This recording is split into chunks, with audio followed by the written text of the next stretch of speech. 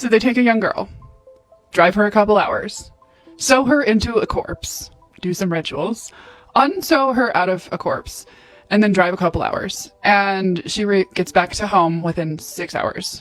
I have now seen 4 separate videos trying to rehab the image of Teal Swan because of the influx of the files, and somehow that means that her testimony is credible, and it is not.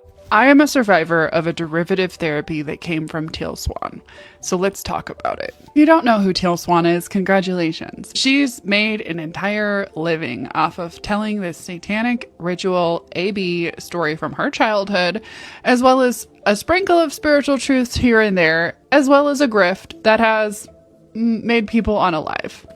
And Teal Swan is an incredibly dangerous individual, and she uses her fabricated story in order to gain sympathy from real survivors. Survivor of Twin Flames universe, which took its mind alignment process directly from Teal Swan's completion process.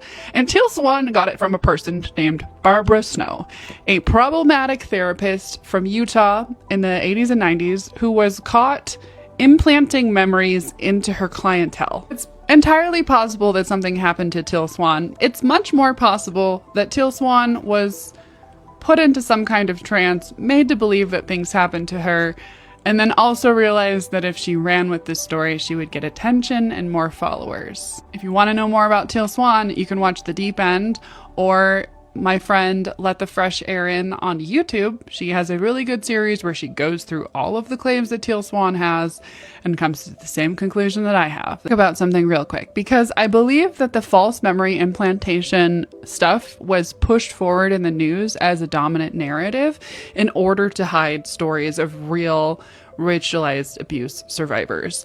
And it also happens to coincide with the timeline of Michael Aquino accused of child ritualized ABs in the Presidio daycare scandal.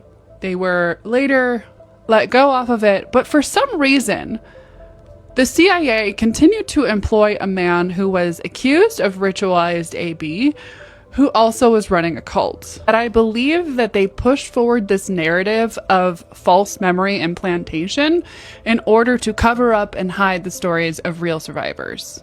And maybe Teal Swan is a part of that, but the evidence stacked against her does not look good, and you should not be rehabilitating her image because other people have gone through similar things. That does not necessarily mean that she's telling you the truth. Teal Swan has a track record of being a cult leader. I am a cult expert. I have studied cults for over a decade.